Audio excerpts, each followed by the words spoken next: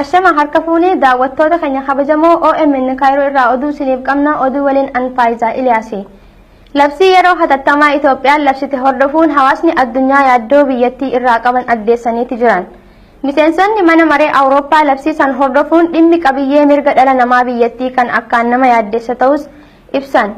United States ammoo labsiin sun komee uummataa hiikuu caalaa mootummaan iyyuu ni hammeessaa jetti. Dabalata gabaasa kanaatiif Abdi Fiixee. Miseensoti mana marii paarlaamaa Awurooppaa roobii har'aa yoo walgaan ijoon isaan irratti mari'atan haala yeroo ammaa Itoophiyaan keessa jirtu irratti ture. Yaadota hedduutu ka'ee yaadota hedduu irrattis mari'atan. Biyyattii keessatti yeroodhaa gara yerootti qabiyyeen dhala namaa hammaachaa deemuun ajjeechaan uummata Oromoo irratti dabalaa buluu fi kana hordofuun ammoo labsii yeroo hatattamaa jechuun kan mootummaan sun onkololeessa 9 bara 2016 labsee mata duree ijoo marii sanaa isa olaanaa ture. Qaamoti mana marii Awurooppaa walitti dhufuun dhimmoota kanarratti guyyaa har'aa mari'atan mana marii biyyattiitti koree dhimma mirga namoomaa fi akkasumas koree misoomaa turani. Miseensoti mana marii Awurooppaa kun marii isaanii guyyaa har'aa kanarrattis yaaddoo isaanii kana ekspertootaaf akkasumas aangaa'ota mootummaa biyyattii adda addaa waliin bal'inaan kaasanii irratti mari'achuu isaanii erga ibsaniin booda gamtaan Awurooppaa dhimma dhiittaa mirga namoomaa mootummaan Itoophiyaa uummata isaarraan ga'aatti jiru kana ilaalchisee kaayyoo dhaabbateef irraa gara boodaatti sigagaateeraa jechuunis komatani. United States gama isheetiin haalli amma Itoophiyaa keessatti mul'achaatti jiru kun kan akkaan baay'ee ishee yaaddeesse ta'uu dubbi himaan ministirii dhimma alaa biyyattii John Kirby ibsan. Keessumaa tarkaanfilee yeroo hatattamaa kan akka ajaja mana murtii malee hidhuu, walabummaa haasaa daangessuu, walga'ii uummataa dhorkuu fi sochii sa'aatiitiin ugguruu isa jedhu mootummaan sun akkamitti akka hojiirra oolchuuf yaadu akka ifa taasisu gaafannaa jedhan John Kirby. Kaayyoon labsii sanaa tarkaanfileen tarreessaman kunneen sirna eegsisuuf yaadamanii kan fudhataman yoo ta'an illee sagalee walabaa ukkaamsanii mirgawwan lammiiwwan Itoophiyaa ugguruun tooftaa ofiin of injifachiisuu labsii komeewwan mootummicha irratti dhiyaatan furuu caalaa matumaayyuu kan hammeessu ta'a jedhani dubbi himaan ministirii dhimma alaa United States kun. Ministiriin dhimmoota kominikeeshinii mootummaa obbo Geetaachoo Raddaa gama isaaniitiin ibsa gaazexeessootaatiif laatan irratti barbaachisummaa labsii sanaa yoo ibsan hiriira mormii biyyattii keessa waliin kan wal qabatu otoo hin taane yaaddoo kallattii adda addaatiin biyya keenya irratti aggaamamee jirurra aanuuf jenneetu jedhu. Kunis mootummaa otoo hin taane biyyattii guutummaatti balleessuu kan barbaadan humnoota biyyoota alaatu jiru jedhan. Labsiin kun guutummaa biyyattii akka hammatu kan taasifameefis diinoti biyya keenyaa kun gocha isaanii kana eessa ga'anii akka dhaaban waan hin beekneef jenneetu jedhu. Chaansilarittiin biyya Jarman Angeelaa Merkel gama isaaniitiin daawwannaa isaanii irratti dhimmoota hedduu irratti aangaa'ota mootummaa biyyattii akeekkachiisanii jiru. Hunda caalaa nageenya biyyattiif dursa laattu yoo ta'e kan jalqaba irratti hojjetamuu qabu mariin hunda of keessaa qabuuf yaada wal jijjiirraan akka jiraatu sagaleewwan adda addaas akka dhageettii argatan gochuutu isin irra jiraataa jedhan Angeelaa Merkel. Muummichi ministeeraa biyyattii Hayilamaariyaam Dassaaleeny loltooti isaanii uummata nagaa irratti tarkaanfii humnaa fudhachuu isaanii hawaakkataniyyuu malee chaansilarittiin garuu uummata nagaa irratti dhukaasanii ajjeesuu erga balaaleffatanii booda biyyi isaanii haala itti mormii bittinneessan irratti poolisoota biyyattiif leenjii kennuuf qophii ta'uu isaaniillee dubbatanii jiru Angeelaan. Chaansilarittiin biyya Jarman otoo Finfinneen seeniniin dura dhimma sagalee filannoo ilaalchisee kan pirezidantiin Itoophiyaa Dr. Mulaatuu Tashoome mana marii biyyattiif dhiyeessanii turan muummichi ministeeraa Hayilamaariyaam Dassaaleenyis irra deebi'uun chaansilarittiif kanuma kaasanii turani. Rooyiter maddeen dippiloomaatotaa irraa argate waabeffachuun akka gabaasetti ammoo chaansilarittiin mana marii biyyattii irratti akka haasa'aniif aangaa'ota Itoophiyaatiin gaafatamaniyyuu paarlaamaa paartii tokko qofaan dhuunfatame irratti hin haasa'uu jedhanii diduu isaanii ibsee jira. Godina Arsii Bahaa Aanaa Saddiiqaa keessatti manguddoon Oromoo waggaa 81 agaazii waliin walolanii akka wareegamanii fi namoonni hedduun akka madaa'an himame. Waraanni agaazii lakkoofsi isaa akka malee baay'ee ta'e gara uummata aanaa sanaatti bobbaafamaa akka jiranillee himame. Dabalata gabaasa kanaatiif Daani'el Bariisoo Areeri. Aanaalee fi magaalaaleen godina Arsii Bahaa keessatti argaman kanneen akka Haabee, Addeellee, Baalee Gaskarii fi magaalaan Saddiiqaa hanga kaleessaatti guutumaa guututti bilisoomtee alaabaa dhaabachuu ofii of bulchaa akka turte namni Oromiyaa miidiyaa neetworkii fi yaada kenne tokko himeera. Dargaggoonni Oromoo namoonni 20 olii harka agaazii akka bu'anii fi ergasii ammoo loltoonni agaazii gara aanaa fi magaalaa Saddiiqaatti bobbaafamanii akka jiran namni yaada nuuf kenne kun akkana nutti himeera. Ruga sanbata darbeetirraa eegalee sanbata darbee magaalonni achi Arsii Diidaa keessa jiran magaalaan akka Habee, Adeellee, Balee, Gasgaar fi magaalaan Saddiiqaa guutummaan guututti magaalaan Saddiiqatii fi gandoonni baadiyyaa torba isii jala jiran bilisa baasanii haga guyyaa kaleessatti alaabaa adda bilisummaa dhaabatanii bilisummaadhaan bulaa turanii. Kaleessa ijoolleen magaalaa Saddiiqaa sun haga nama 20 hin gaanii ijoollee sun achitti qabamanii ijoolleen hidhamanii agaaziin ijoolleen sun qabamnaaniin waraana akka jiru gara magaalaa Saddiiqaa bobbaasiniin kaleessa uummata akka malee reebaa turanii. Namni odeeffannoo nuuf kenne kun itti dabaluun akka jedhetti kaleessa maanguddichi waggaa 81 kun osoo agaazii wajjin wal lolanuu akka wareegamee fi ijoollee hedduullee akka madaa'an himeera. Neetworkii akka jirutti cufaa waan ta'eef haala aanaalee fi magaalonni godina sanii keessa jiran dhiyeennatti hordofuun akka nama rakkisullee namni odeeffannoo dhiyoo naannoo sanii qabu kun dubbateera. Halkan nama tokko du'ee nama sadii jedhamaa garuu qabatamaan qaba maqaan isaa naa himame nama tokko Musliiman Sheekaa jedhama manguddoo umurii 80ti. Lama ijoolleen hiriyamatiyyaa tokko Umar Junuu jedhama tokko Birquu Gannuu jedhama lama rasaasaan dhahamanii sanii ol jedhama garuu qabatamaa wanti amma harka nu ga'e isa kana warri Baalee immoo gaasaraan achi wayita karaa waabeetiin as ce'uuf deeman dildila waabee gubbatti agaaziin dura dheetteetiniin akka isaan as hin dhufne karatti cufanii yeroo ammaa kana lola guddatu adeemaa jira jedhan garuu neetworkii waan hin jirreef argachuu hin dandeenye nu seenuu hin dandeenye bakka. Mee maanguddoon waggaa 80 kun rasaasaan ajjeefaman moo maal akkamitti ajjeefaman? Manguddoon rasaasaan ajjeefaman akka manguddoomaan kun akka waan dhukaas olii bananii isaan nama qabsaadha. Manguddoon kun duraanumarraayyuu zariin isaanillee akkas abbaan isaanillee qabsaa ture. Abbaan isaanii nama xaaliyaaniin lolaa ture manguddoo kana. Isaanillee akkasuma dhukaasa yeroo olii bananitti achitti dhaqaniitiin ajjeesanii bifa kanaan jira. Haalli naannoo san jiru yaaddessaadha. Neetworkiin hin jiru hordofuu hin dandeenye. Kanaaf wanti ati uummatatti nu qaamtu warri irrana warri gara Asallaa Itayyaan dheeraa hurutaa diksiisiin naannoo siree kullaa jiran kuni haga agaaziin kun isaan keessa deemetiin dakasan dhaqeetiin uummata keenya nurraa fixu kana maaliif nutti ilaalanii uummanni keenya kadakaa warri irranaa kun nu dirmadhaa warri dheeraa Itayyaa hurutaa diksiis kullaa arbaaquu kun nu dirmadhaa maa nutti ilaaltanii haga agaaziin isin keessa deemetiin nu fixuu karallee taatutti nurraan cuuftanii jedhaniitiin dhaammachuu jiranii waan kan uummatti nu dhaame. Uummanni hololtoota agaazii yookiin poolisoota mootummaa kanarraan miidhaa geessisan wanni himame wanni dhaga'ame hin jiru. Daani'el kan amma si hime kun informeeshina qabatamaa qofaa gama agaaziirraa miila wanti jedhu kun shakkii malee qabatamaan akkana wanni jedhamu kun wanti amma si hime kun dubbii qabatamaati. Inni jira waa gammaadhaan waan nu hin baaneef si himuu hin dandeenyu naan jedhan. Mee gara biraatti naannuma kana gara aanaalee Arsii Bahaa kana liyyuu poolisii kan jedhamuu fi poolisii naannoo Sumaalee irrallee fidanii agaazii waliin makanii uummatarra bobbaasaa jiran jedhan waan san waan dhageette tarii odeeffannoo akkasii nama biyyarraa quunnamte kanaan. Liyyuu poolisiin dhageenye amma akka biyyarraa naa gabaasanitti waraana agaazii federaala warra bittinneessatii fi poolisii Oromiyaati. Wanti dhalate hin beekamu waraanni kuni waraana kana baay'ee takkaayyuu agarree uummata buulaa uummata hidhaa mana keessa seeneetiin maatii akkas dhumaa jira ijoollee fidaa jedheenii jedhaniitiin amma akkasitti gabaasni kun naa dhufee Adaamarraa wayita gara Arsii deeman makiinaa kana bakka yoo xiqqaate bakka 40 nama fattashan jedhan gara bakka 40tti. Kanaaf haalli naannoo san jiru ulfaataadha. Uummanni tokkummaan ka'ee akka dirmatee waan kana ofirraa deebisu dhaamsatti nu dhaama. Uummanni naannoo sanillee achi warri Baalee, warri Gaasaraa, warri Dambal, warri Ambeentu kun akka nuuf birmatu uummata sanii akka dhaamtan. Uummanni kun immoo osoo hidhannoo iyyuu qabaatee hidhannoo amma isaan guyyaa 5 bilisummaan jiraatan san keessatti kan ta'u 60 hidhatarraa hiikkatanii kaleessaaf dheengadda agaaziin roobetti konkolaataa 4 bu'ee ture konkolaataa innitiree guddaa kanaan buusanii turanii osoo roobeen gubbaa agaazii sun qubachuu baatee magaalonni kunniin haga ammaatti bilisummaan turanii garuu mootu roobe gubbaa ta'anii magaalota akka Saddiiqaa, magaalota akka Habee, magaalota akka Jeenaa kana dhayanii rukutanii achi gubbaa dhayanii ni roobetti deebi'an. Caasan isaanii guutuu Saddiiqa keessa barbadaa'ee jira. Roobe irraa dhufanii uummata dhayanii uummata waan barbaadan qabanii achitti deebi'anii kanaaf warri naannoo roobeen tun roobeen ta Baaleete moo roobeen ta gubbaa ta Diidaa? Tadiidhaati roobee diidhaa. Godina Shawaa Kibba Lixaa Aanaa Sooddoo Daachii keessatti humnoonni waraana mootummaa wayyaanee namoota jaha hiriira nagaa irratti ajjeesuun isaanii jiraataan aanaa kanaa OMN itti himan. Dabalata gabaasa kanaatiif itichaa guddataa.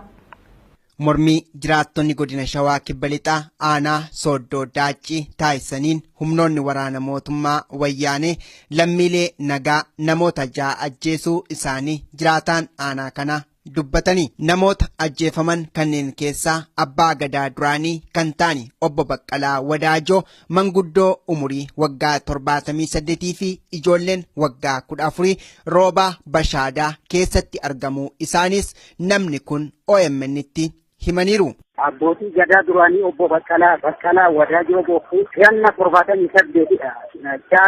Isaatee immoo dargaggoo ganna 27 Okafarii Biisaa Tobbooqaa jedhama. Isaatee immoo Biqilaa Gunjoo Birmajii jedhama. Ganna 27 wattaatidha. Isaatee immoo ganna 35 hanga ganna 40 keessa hin jiru. Agayyuu Iyyaadoo jedhama. Ammas isaatee immoo Tuumii Abbaa Bulee jedhama. Innis ganna 35 hanga ganna 38 keessa jira. Isaatee immoo mucaa waggaa 14 roobaa bashaadaa abboosa kombolchaa jedhama. Ammaaf qabatamaan qabatanii hundaayyuu warra ajjeefamanidha. Warra ajjeefame kana warri madaa'anii hin jiru isaan qabatamaadhaan boru isin fixee kanan isinitti himaani wanna jiru wajjin. Namni kun akkaataa ajjeechaa mudatee yommuu dubbatan karaa nagaan hiriira baane malee namni yakka dalagee hin turre.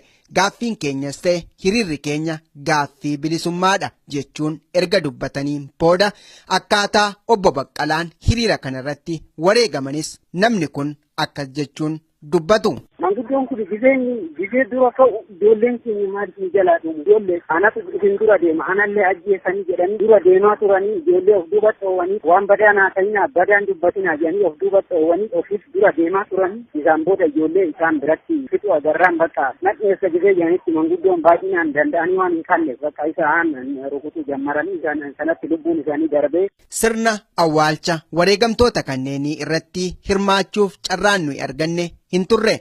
Naannoon keenya humnoota waraana wayyaaneen weeraramtee dirree waraanaa fakkaattee jirti jechuun namni kun dubbataniiru. Obboleeyyan keenya haadholeen keenya dubartii dhiira ijoolleedha daa'ima guddaa odoo hin jenne ala bahees alatti argaman amma dhimmaanyi isaanii kaleessa sirna awwaalchatti irratti argamanii dhimmaati immoo ba'anii turuufa jiru isaanuyyuu amma dhiyeessineef gara biraatti deemnee jirra bakka namni manatti galee hin jiru aluma jira namni waan goonis wallaallee nu qaqqabaas jennaan namni nu qaqqabu hin dhabameeni. Namni kun dhuma irrattis waamichi nuyi saba Oromoo biyya keessaa fi biyya alaaf taasisnu yoo jiraate tokkummaa Oromummaa amma jiru kana hidhannoo meeshaa waraanaatiin daran jabeessuun wareegama lubbuu ilmaan keenya kaffalan bilisummaatiin goolabuu qabnas jedhaniiru.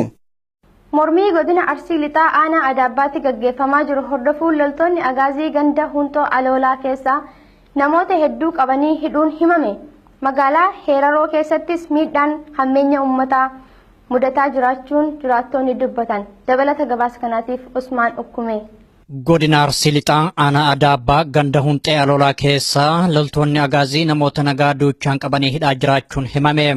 Kana malees reebichi hammeenyaa uummata mudataa kan jiru yoo ta'u jiraattonnis mormii isaanii finiinsaa jiran.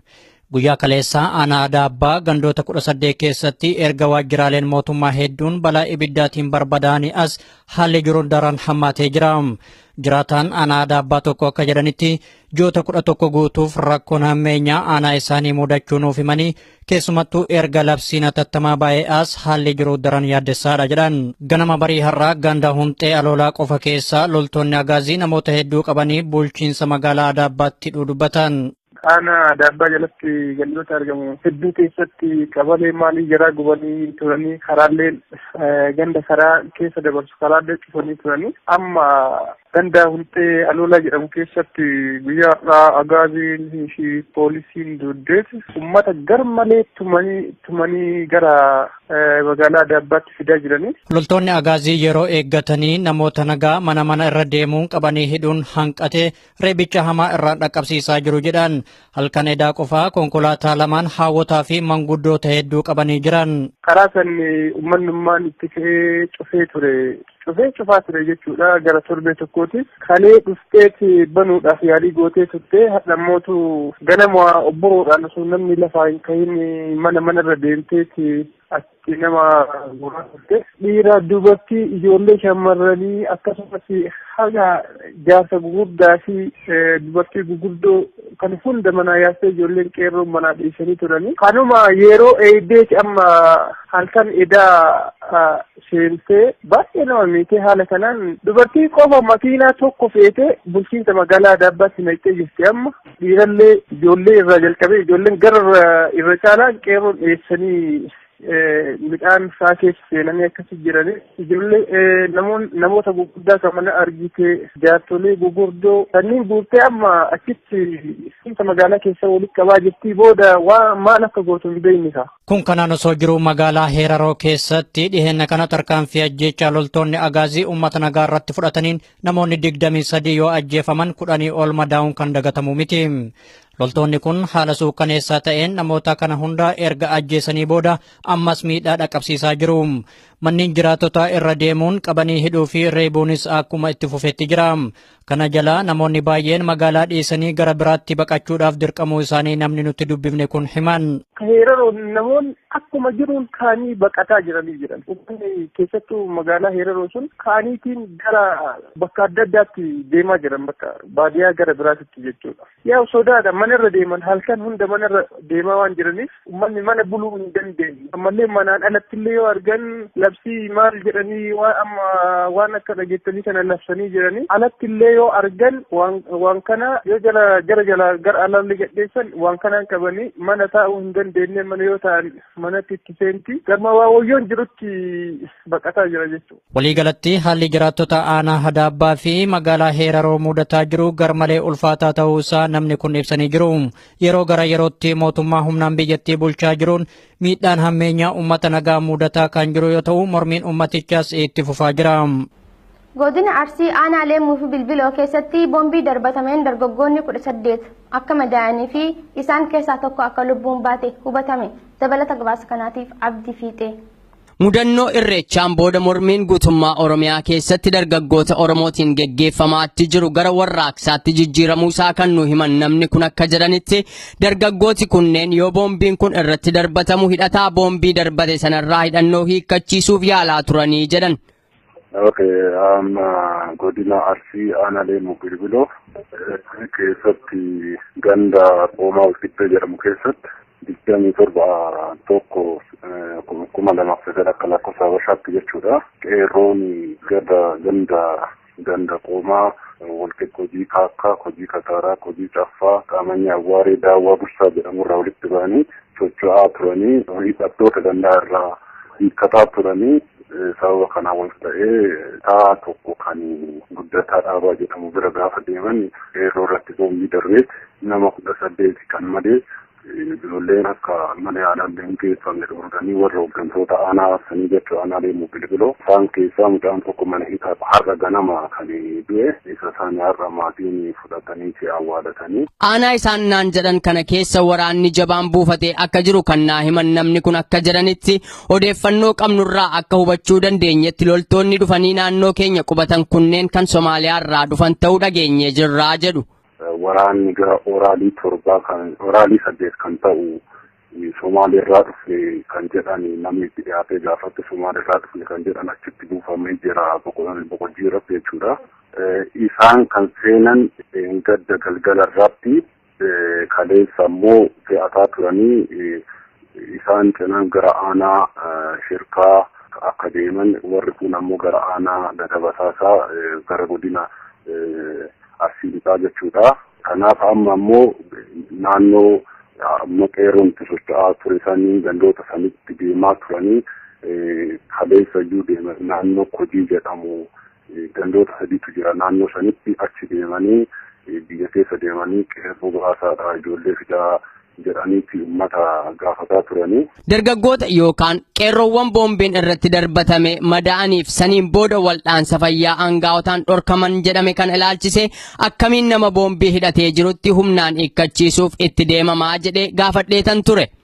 qeerroma keessatti akkuma warra kaanii baqaniituma naamusumaan gaafatanii warri kuna hidhattoowwan kuwwan naamusumaan gaafatanii waanuma biyyaatti jedhanii itti amananiitu warri kuwwan kennaa turanii isa namicha guutaa guddataa dhaabaa jedhamu kana isaan irratti boombii darbate ijoollee irratti jechuudha. Isaan keessa ijoollee 18 kan madaa'an isaan tokko madaa salphaadhaa warri madaa'anii keessaa warri nama lamaati kan isaan yeroodhaaf qabanii magaalattii aanaa Leemuu Bilbilootti geessanii hidhanii mucaa tokko kan asallaa baay'ee sadarkaa lubbuutti sodaachisa jennaan wabii guddaa gaafatanii wabii sanii gadi lakkisaniiti yaadarra jira. Isa amma du'e kana ammoo hin dhoowwataniiti hiduuf gaafa jedhu hospitaala boqojjii geessaniiti achitti ganama kana mucaan du'eeti warri dhufeeti reeffa mucaa fudhatee gale jechuudha. Namni kun yoo haala naannoo sanaa akka waliigalaatti natti himanis haalli baay'ee sodaachisaadha. Doorsisa hedduutu jira. Tasgabbiin jira jechuun hin danda'amu. Namni dallanee jira. Qeerroonis baay'ee dallanee jira. Hanga ammaatti kaabineen tokko isaanitti gadi bu'u magaalatti deebi'anii ta'anii waraana qofatu socho'aa jechuudha. Dhimma labsii yeroo hatattamaa mootummaan baase yoon gaafadhu namooti baay'een miidiyaa mootummaa waan hin hordofneef labsii sanarraa quban qabanii naan jedhan. Kanneen miidiyaalee biyya alaarraa darban hordofan qofaatu kana beeka erga jedhaniin booda uummata roorroon onnachiise labsiin gadi hin qabuu naan jedhani. Uummati kun hanga bilisummaa yaade bira ga'utti ni deebi'a inni jedhu kan hin yaadamne jedhu namni kun. Godina Shawaa Bahaa Aanaa Ada'aa magaalaa Dirreetti loltoota agaaziitiin rakkoon jabaan uummata mudachaa akka jiru hubatame. Dabalata gabaasa kanaatiif Usmaan Ukkume. Godina Shawaa Bahaa Aanaa Ada'aa magaalaa Dirreetti tibba kana mormiin jabaan keessummeeffamaa ture. Lubbuun namoota hedduu itti wareegamee jira. Qabeenya irrattis miidhaan dhaqqabuun himame. Ammas loltoonni agaazii uummata miidhuuf gamasitti bobbaafamaa jiran.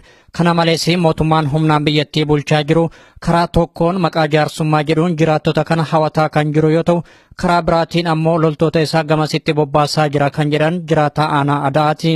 Namni kun akka jedhanitti erga duguuggiin sanyii ayyaana irreechaa Bishooftuu irratti uummata Oromoo mudatee kaasee nagaa fi tasgabbiin aanaa isaanii keessaa dhabamuu dubbatan.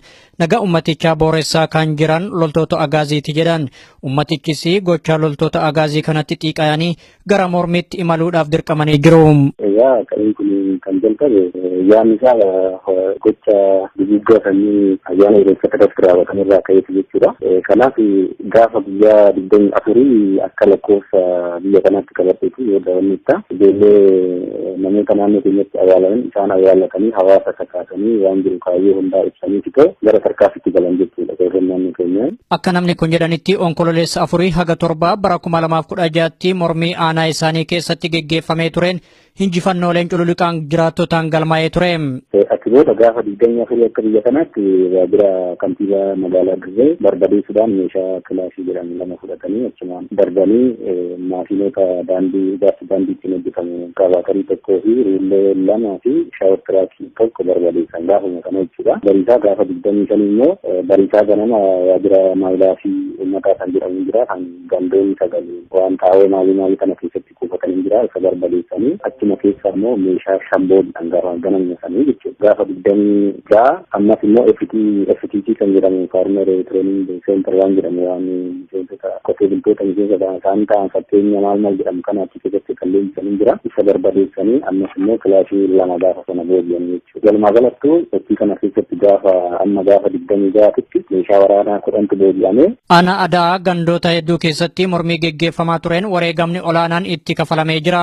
Loltoonni agaazii heddumminaan gamasitti waan bobbaafamaniif guyyaa itti aanu miidhaa hammeenyaa dhaqqabsiisuuf yaalaa osoo jiranii salphinni hamaan isaa muudachuullee namni kun himan. Gaafa 27 mootummaan humna dabalatee gara loltoota mootummaa agaazii dabalatee gara nama 300 oliitiin waraanni guddaan magaalaa Dirree gubbaarratti geeffamaa oolee sa'aatii 12 amma sa'aatii 12tti wal waraanaa oolanii gara mootummaatti namoonni 3 du'anii gara uummataatti immoo nama tokkotu du'e achi booda namni gara uummataatti immoo namni 3 madaa'ee lolli isaa kanaan goolabame jechuudha gaafa 27 akka lakkoofsa biyya kanaatti. Mootummaan humnaan biyyattii bulchaa jiru tarkaanfilee jajjaboo uummanni Oromoo fudhataa jiru irraa muddamuun maqaa jaarsummaa jedhuun uummata sossobaa jira. Haa ta'uutii uummatichi diduullee namni kun himan. Egaa jira amma wanni ta'aa jiru already uummanni mootummaa nufiqaa jiru hin jille ofuma keenya hojii of bulchinaa nuti mootummaa nama harkaa fi nutti iyyuu mul'atinaadha nu biraa deemaa nu keessaa baadha waan jedhu kana uummanni kaasafii jira isaan garuu jaarsummaadha walitti deemnaa maaloo jechaan jiranii garuu uummanni garuu jaarsummaan hin barbaachisu nuti amma gaddarra jirra uummata baay'ee nu jalaa du'e kun bishaanitti badee kun wayyaatti badee kun immoo haati fi abbaan namoonni jalaa dhuman kan maraatan kan sammuun isaanii miidhamee kaan mana yaalatti kaa wajjin rakkataa jiru hin jiru waan ta'eef nuti amma gaddarra jirra ofiifuu hin tasgabboofne amma nurraa deemadha jechaan jira uummanni nurraa ka'aa jechaan jira. Tooftaan mootummaa kun dhugaa akka hin taane himanii kana karoorfachuun isaa ammas uummata sobee ajjeechaa irratti raawwachuuf akka ta'e illee dubbatan uummanni Oromootis akka duraatti sobamuu dhiisee mirga isaatiif wareegamaa jira. Sirni bulchiinsa uummata nagaa lafarraa fixaa jiru kun ammas turtii aangoo isaa dheereffachuuf jecha asiif achi wixxisaa akka jirullee himanii amma booda uummata Oromoo gabroomsuun hin jiru jechuun dubbataniiru. Tooftaa dulloomaa fi shira mootummaan xaxaa jiru kana uummanni Oromoo itti beekee jira kan jedhan namni kun sirna ummatoota biyyattii cunqursaa jiru hundeedhaan qaarisuuf ammas mormiileen cululuqaan geggeeffamuu qaba jedhan. Godina Shawaa Bahaa magaalaa Bishooftuu keessatti kan argamu warshaan Awutoomotiiv Industirii jedhamu ilmaan Oromoo achi keessa qacaramanii hojjetan badii tokko malee qorannoo fi hidhaan akka irratti raawwatamaa jiru odeeffame. Qorannoo fi hidhaan kun Oromoota hojii dhuunfaa irrattis bobba'an irrattis raawwatamaa akka jiru hubatame. Dabalata gabaasa kanaatiif Daani'el Bariisoo Areerii.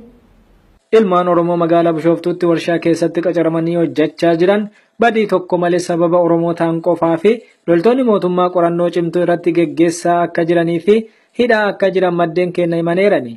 Hojjettoota warshaatii alatti illee namoonni hojii dhuunfaa irratti bobba'anii jiran illee gaaffii tokko malee qabamanii hidhamaa akka jiran namni odeeffannoo nuuf kenne kun addeesseera. Naannoo as Shawaa kanatti mootu as Bishooftuu irratti wanti haarofti jiru ijoollee hojjettoota Awutoomotiiv Industirii keessa hojjetan godina Shawaa Bahaa irratti magaalaa Bishooftuu Industirii Awutoomotiiv Industirii irratti hojjettoota achi keessa hojjetan yaa sababa jarri ijoollee keenya ta'an Oromoo ta'aniif nu waamanii qorannoodhaan ijoolleen hidhamanii jiran ijoolleen immoo sa'aatii ganama sa'a 3 irraa halkan sa'a 4tti gaffuranii jiranii kammoo gara mana hidhaatti geessanis ni jiran sababa tokko malee sababuma jarri Oromoo ta'aniif shakkiidhaan koomaandii poostii kanaan wal qabatee jechuudha. Odeeffannoon kun yoom godhan kana hidhaa kana qorannaa kana yoom taasisan? Kaleentu jira ijoolleen kan keenya kaachuu hojjetan jiranii jaratu naaf gara gaafatte jechuudha. Amma koomaandii poostii yookiin waraanni kun Shawaa Bahaallee ta'e Arsiillee ta'e miidhaa isaan qaqqabsiisaa jiran lolaa jedhamu sakatta'iinsa addatti ajjeesaa jiranmoo uummata maal ta'aa jira? Sakattaas ni jiranii ajjeesas ni jiranii yaa bakka gaaffii tokko malee hin ajjeesan amma kaleessa akka tasaa magaalaa Bishooftuu keessatti mucaa mana mataa rifeensa sirreessu calliseetu inni harka ifaan badee jenna harka hundarra kaa'atee jechuun as karaa handhuuraa kanaaf calliseessuma dhaabatu eegasii qabanii gara mana hidhaa taran. Maaliif? Gocha akkasii agarsiiftan. Mucaan immoo itti yaadatii miti akkasitti kadhaabate ifaan badee. Maaliif mataa kee qabatteedhaan jedhani? Mataa osoo hin ta'in gara handhuuraa kanatti harka walirra kaa'ee dhaabate fuula dura jechuun garaa gubbaa. Maal yaa isaan akka itti yaadanne mucaan ol harka isaa sana gaara keessa ol fudhatee miti si yaadee ta'a yookiin yaaduu danda'a mucaan akka nama tokkotti dhaabate eegasisuma qoratanii mucaan nama keenya ta'uu beeylanumaan fuudhanii gara mana hidhaa geessanii mataa sirreessan jechuudha ijoollee keenya. Jiraattonni godina Qeellam Wallaggaa aanaalee gandoota baadiyyaa garaagaraa keessatti jiraatan bilisummaa saba keenyaa dhugoomsuuf hidhannoon meeshaa waraanaa murteessaadha jechuun dubbatan. Jiraattonni kunniin meeshaa waraanaa bitachuudhaaf qabeenya qabanis walitti fidaa jiraachuun isaanii OMN itti himan. Dabalata gabaasa kanaatiif itichaa guddata.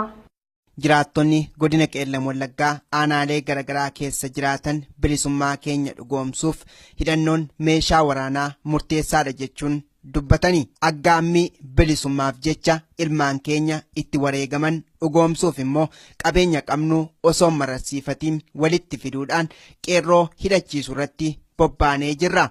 Warreen meeshaa waraanaa fi qabeenya qabdanis nutumsaa Oromiyaa walaboomte dhaloota egeree dhaalchisiisuuf namni hundumtuu iddoo jirtanitti wayyaaneetti gufuutaa jechuunis kan gaafatan jiraataa godinichaa keessaa nama tokkodha. godina Qellem Wallaggaa ta'e Dambidolloo jala namoonni buusaa walii buusanii kan qabu massaaraan ta'e walga'ii mataa isaanii bakka akka uummati buusu ijoolleen fi hidhattoota irraa fudhatanii namoota dhuunfaa ofii isaaniitiin kennanii taatanii buusaa fi akka jiran namoonni naaf yaaniin ijoolleen immoo akka jiranitti daggala galanii jiru. Buusii kan isaanitti walitti qaban ijoolleen akka jiranitti beektee mootummaa kanaan hin bulbulu jedhanii walga'ii eega isaaniitiin hin booddee namoonni bakkoo jijjiiruuf fudhatanii deeman. Isa kanaaf namoonni akka jiranitti bakka jallachiisanii deemanii bakkee jiraniiru. Isaanis immoo warreen akka bakka wantoonni kan isaan jiranii magaalaa irra malee gaxarii sana deemuu hin dandeenye sodaatu baay'ee sodaa guddaa jira. Namoonni immoo haa informeeshinii kennan ijoollee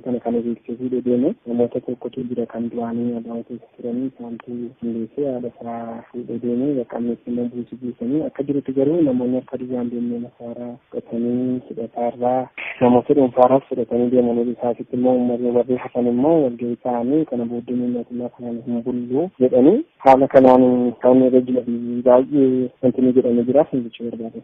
Nama dubbisne kana mootummaa wayyaanee karaa nagaan osoo gaaffii saba kanaa deebise akkamitti ilaaltu wayita jennus gaaffiin keenya jalqaba gaaffii abbaa qabeenyummaa mirkaneeffachuu ture. Amma sana bira darbee gara gaaffii bilisummaatti ce'ee jira.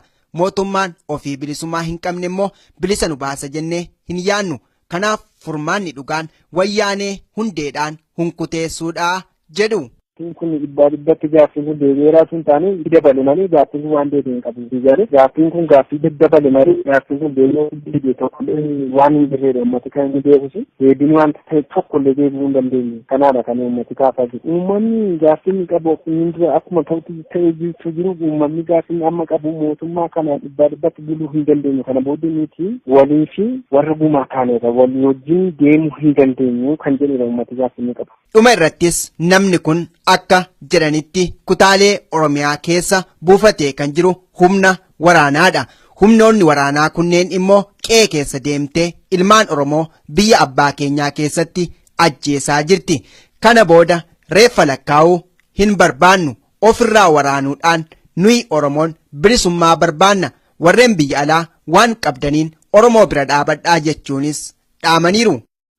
Mormii Oromiyaa keessatti ji'a 11 mudate sababeeffachuun gaafiif deebii obbo Mulaatuu Gammachuu waliin taasisnee oduu boodatti fufa.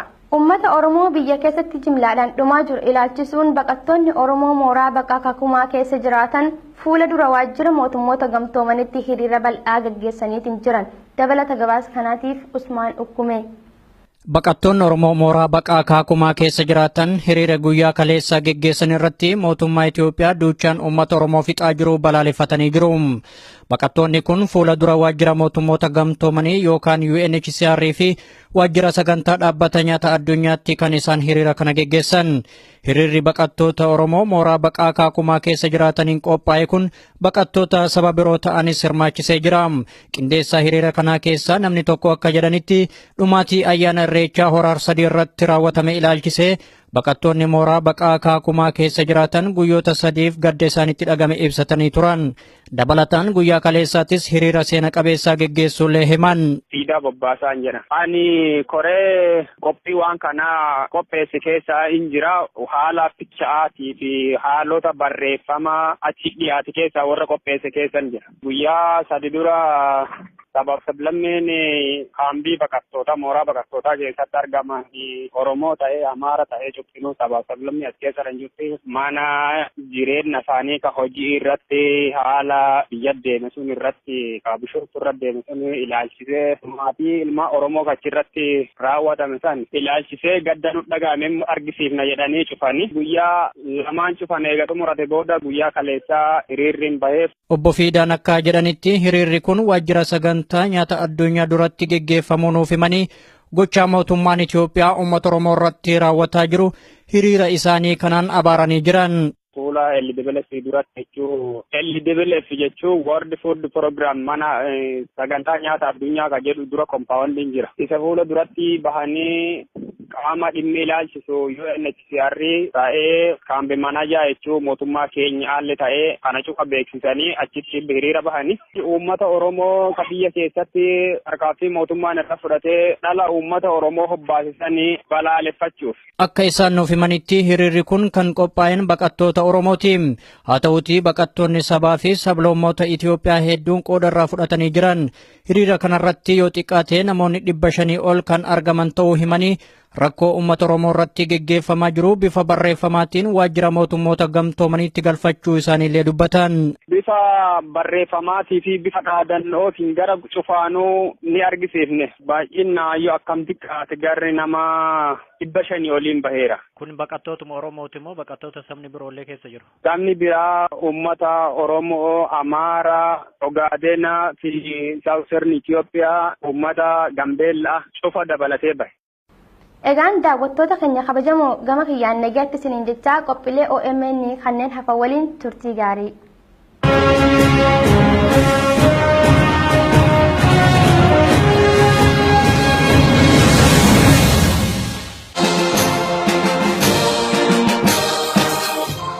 Obbo Mulaatu waan isin gaafadhu yoo jiraate har'a onkoloolessa 12 bara 2016 mormiin guutummaa Oromiyaatti kan eegale immoo sadaasa 12 bara 2015 godina Shawaa Lixaa magaalaa Giinciitti turtii hanga kanaa keessatti Oromoon meeqa akka wareegamee fi meeqti akka hidhame bakka buuteen isaanii kan dhibame ragaadhaan maal qabdu ayyaana irreechaa irratti nama meeqatu wareegame. Nama maatti kan nuyi dokumentii goone qabna jennee waan goonu akkuma beektu iddoo hundumaatti karaa nagaatiin deemuudhaan namni keenya namni baay'een hidhameera.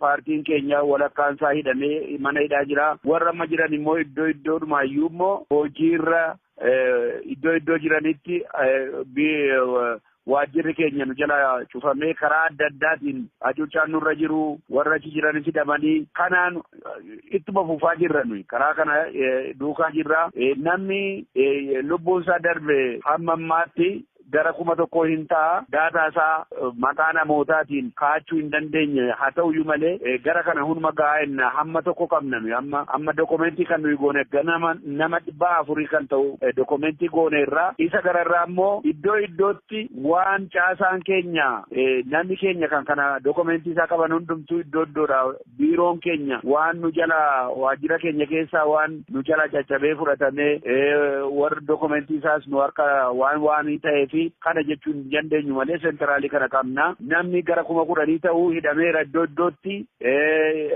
kanaafi baay'ee hubaatii guddaatu nurra ga'e kana nan amana. Yeroo ammaa kana mootummaan biyyattii bulchaatti jiru paartilee mormitootaa kanaaf carraa marii yookaan walitti dhufnee dubbannaa'edha. Dhimma kana akkamitti ilaaltu isin akka paartii keessanitti?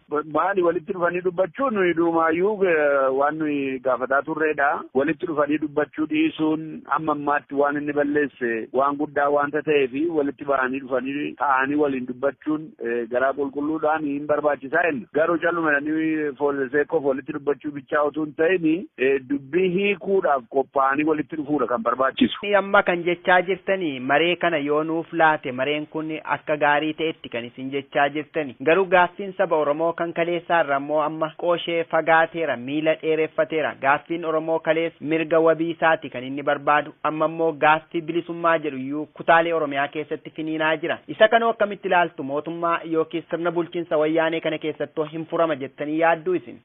Gaaffii yommuu walitti dhufanii haasaan yommuu xarapheezaatti haasaan isuma kanatti hin gaafatama kanatu egaa nagaadhaanii waan sana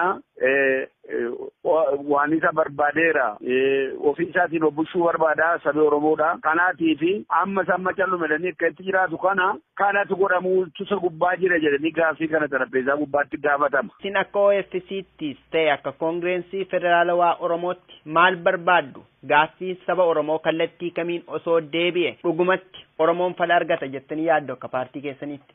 Amma kanaan duraatti kan nuyi jennu federaalizimii isaa callumadanii suudoo ta'e utuu hin ta'in federaalizimii dhugaa biyyaana keessatti isa Oromoon abbaa qabeenya isaa ta'e daangaa isaa abbaa barbaade akka barbaadetti ofii isaatiin filatee dimookiraasiidhaan seera gadaatiin obbushu isa barbaannan. Inni kun akka inni jiraatu saba gara biraajiniin nagaadhaan ollaajiniin waliin jiraachuu federaalizimii isa dhugaati kan nuyi barbaannu Oromoodhaaf kanatu ta'a jennee kanaan dura kan nuyi carraaqaa turre kana. Tole obbo Mulaatu mee isin gaaffilee kana yookaan qabxiilee kana kan isin kaasaa jirtani har'a irra teenyee yoo ilaalle immoo gaaffiin Oromoo kaleessa isa isin amma kaastan kana kaasaa turani amma immoo sanarra fagaatee Oromoon guutummaatti bilisummaa barbaada lammaffaa immoo wayyaanee faana warra TPLF kana faana see OPDO faana madaa guddaa qabu godaannisa guddaa qabu isa kanaan immoo waliin jiraachuu yoo hin dandeenyu jedhu isin isa kana akkamitti ilaaltu akka paartii keessanitti? Wel egaa akka paartii keenya kana dura kan turetti nuyi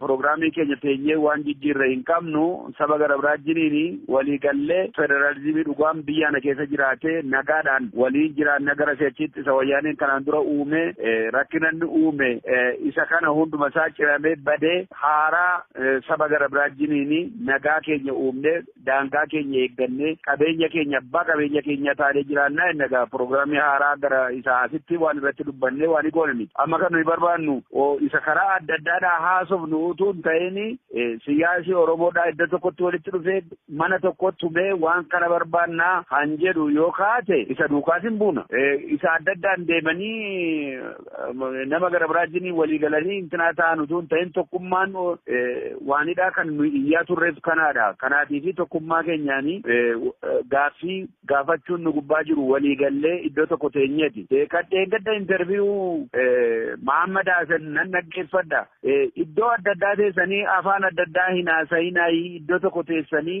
waan haasoftan nama gara biraajiniin waan haasoftan ofii keessanii duraan dursaatii qopheeffadha walii galaatii kana booddee iddoo gara biraajiniin haasa'uu danda'an inni jedhe kanan sunaa gala. Haa ta'u mee isin akka ilaalcha keessaniitti jaarmiyaalee siyaasaa yookiis paartilee siyaasaa Oromoo faana hariiroo uumuu moo paartilee qomoo biraa bakka bu'an faana hariiroo uumuudha akka filannootti kan isin kennitan? Nuyi paartiin keenya yeroo duraayyuu kan nuyi jalqabnee ejjennoon keenya kan jennu Oromoon mana sagal dhaabachuurra paartiin hundumtuu kan Oromoo ta'e rakkina gidduu isaatii qabu hundumaa achi kaa'ee tokkummaa uume kana booddee waan barbaadu irratti xiinxalee walii galee haasa'uu danda'a jenneeti kan nu yaadaa turre tokkummaa uumnaa duraan dursineedha inni tokkummaan kun uumamuun inevitable kana achi mana adda addaa dhaabbatee karaa adda addaa afaan adda addaan haasa'uu hin barbaachisu jennan. Obbo Mulaatu yeroo tokko haala uummanni keessa jiru yookaan sabichi keessa jiru faana ilaalanii imaammata fooyyessuun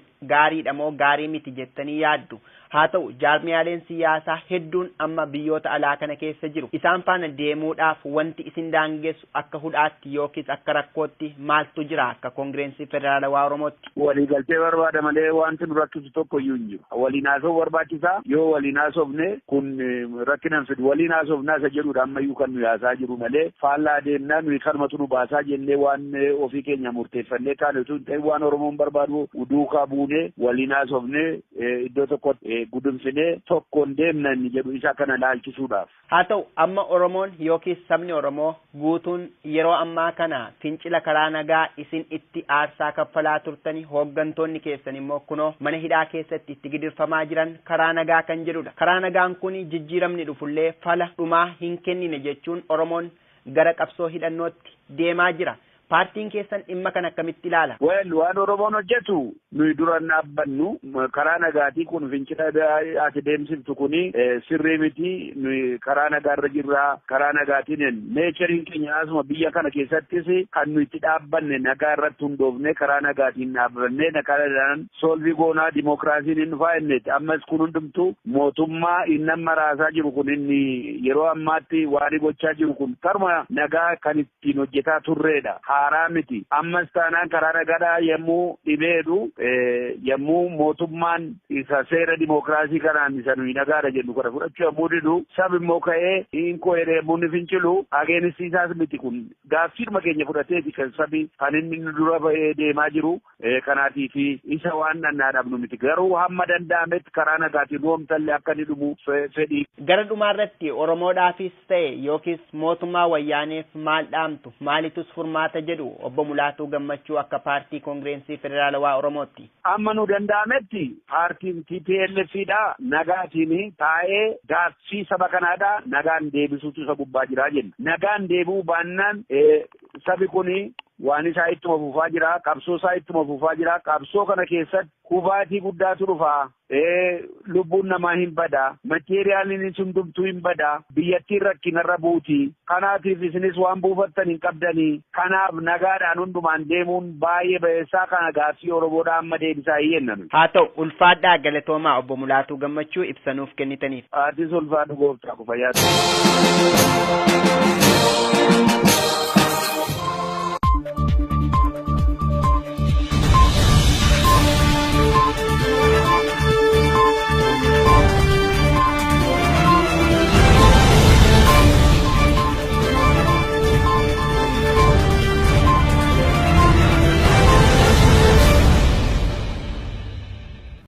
Dibbatti gaaffiin kun deebi'eeraa sun taane dabale malee gaaffiin kun waan deebi'ee qabu jijjiirre gaaffiin kun gaaffii daddabale malee gaaffiin kun deebi'ee tokkollee waan hin jirre uummati kan inni deebisu deebiin wanta ta'e tokkollee deebi'uu hin dandeenye kanaadha kan uummati kaafaa jiru. Uummanni gaaffiin qabu akkuma ta'ee jiru uummanni gaaffiin amma qabu mootummaa kana dibbatti buluu hin dandeenye kana booddee nuti walii fi warra gumaa taaneera walii wajjin deemuu hin dandeenyu kan jedhudha uummati gaaffiin qabu. Dhuma irrattis namni kun akka jedhanitti kutaalee Oromiyaa keessa buufatee kan jiru humna waraanaadha. Humnoonni waraanaa kunneen immoo qe'ee keessa deemtee ilmaan Oromoo biyya abbaa keenyaa keessatti ajjeesaa jirti. Kana booda reeffa lakkaa'uu hin barbaannu ofirraa waraanuudhaan nuyi Oromoon bilisummaa barbaanna warreen biyya alaa waan qabdaniin Oromoo bira dhaabadhaa jechuunis dhaamaniiru. Mormii Oromiyaa keessatti ji'a 11 mudate sababeeffachuun gaafiif deebii obbo Mulaatuu Gammachuu waliin taasisnee oduu boodatti fufa. Uummata Oromoo biyya keessatti jimlaadhaan dhumaa jiru ilaalchisuun baqattoonni Oromoo mooraa baqaa Kakumaa keessa jiraatan fuula dura waajjira mootummoota gamtoomanitti hiriira bal'aa gaggeessaniitiin jiran. Dabalata gabaasa kanaatiif Usmaan Ukkume. Baqattoonni Oromoo mooraa baqaa Kakumaa keessa jiraatan hiriira guyyaa kaleessaa geggeessan irratti mootummaa Itoophiyaa duuchaan uummata Oromoo fixaa jiru balaaleffatanii jiru. Baqattoonni kun fuula dura waajjira mootummoota gamtoomanii yookaan UNHCR fi waajjira sagantaa dhaabbata nyaata addunyaatti kan isaan hiriira kana geggeessan. Hiriirri baqattoota Oromoo mooraa baqaa Kakumaa keessa jiraataniin qophaa'e kun baqattoota saba biroo ta'anis hirmaachisee jira. Qindeessaa hiriira kanaa keessaa namni tokko akka jedhanitti dhumaatii ayyaana Irreechaa Hora Arsadii irratti raawwatame ilaalchisee baqattoonni mooraa baqaa Kakumaa keessa jiraatan guyyoota 3f gadda isaanitti dhagame ibsatanii turan. Dabalataan guyyaa kaleessaattis hiriira seena qabeessaa geggeessuullee himan. Siidaa Bobbaasaan jedha. Ani koree qophii waan kanaa qopheesse keessaa hin jira. Haala ficha'aatii fi haalota barreeffamaa achi dhiyaate keessaa warra qopheesse keessan jira. Guyyaa 3 dura sabab sablammeen kaambii baqattoota mooraa baqattootaa keessatti argaman Oromoo ta'ee Amaara ta'ee cuftinuu sabab sablammii as keessa kan jirti mana jireenya isaanii ka hojii irratti haala biyya deeme sun irratti ka bishooftu irra deeme sun ilaalchisee maatii ilma Oromoo achirratti raawwatame san ilaalchisee gadda nu dhagaame argisiifna jedhanii cufanii guyyaa lamaan cufan eega xumurate booda guyyaa kaleessaa hiriirriin baheef. Obbo Fiidaan akka jedhanitti hiriirri kun waajjira sagantaa nyaata addunyaa duratti geggeeffamuu nuuf himanii gochaa mootummaan Itoophiyaa uummata Oromoo irratti raawwataa jiru hiriira isaanii kanaan abaaranii jiran. Fuula LWF duratti jechuun LWF jechuun World Food Program mana sagantaa nyaata addunyaa kan jedhu dura kompaawwandiin jira. Isa fuula duratti bahanii qaama dhimmi ilaalchisu UNHCR ta'ee kaambii manajaa jechuun mootummaa keenya alle ta'ee kana cufa beeksisanii achitti hiriira bahanii uummata Oromoo ka biyya keessatti harkaafi mootummaan irra fudhatee dhala uummata Oromoo hobbaasisanii balaaleffachuuf. Akka isaan nuuf himanitti hiriirri kun kan qophaa'een baqattoota Oromooti. Haa ta'uutii baqattoonni sabaa fi sablammoota Itoophiyaa hedduun qooda irraa fudhatanii jiran. Hiriira kanarratti yoo xiqqaate namoonni 500 ol kan argaman ta'uu himanii rakkoo uummata Oromoo irratti geggeeffamaa jiru bifa barreeffamaatiin waajjira mootummoota gamtoomaniitti galfachuu isaaniillee dubbatan.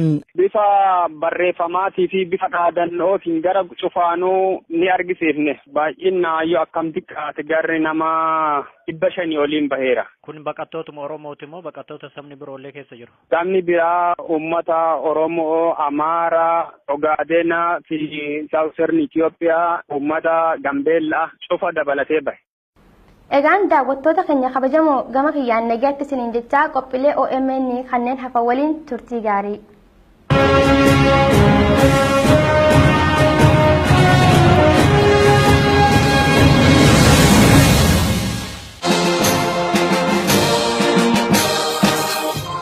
Obbo Mulaatu waan isin gaafadhu yoo jiraate har'a onkoloolessa 12 bara 2016 mormiin guutummaa Oromiyaatti kan eegale immoo sadaasa 12 bara 2015 godina Shawaa Lixaa magaalaa Giinciitti turtii hanga kanaa keessatti Oromoon meeqa akka wareegamee fi meeqti akka hidhame bakka buuteen isaanii kan dhibame ragaadhaan maal qabdu ayyaana irreechaa irrattoo nama meeqatu wareegame. Nama ammaatti kan nuyi dokumentii goonee qabna jennee waan goonu akkuma beektu iddoo hundumaatti karaa nagaatiin deemuudhaan namni keenya namni baay'een hidhameera. Paartiin keenya walakkaan isaa hidhamee mana hidhaa jira. Warra amma jiran immoo iddoodhumaayyuu immoo hojiirra iddoo jiranitti waajjirri keenya nu jala cufamee karaa adda addaatiin hacuuccaan nurra jiru warra achi jiranis hidhamanii kanaan ittuma fufaa jirra nuyi karaa kana duukaa jirra.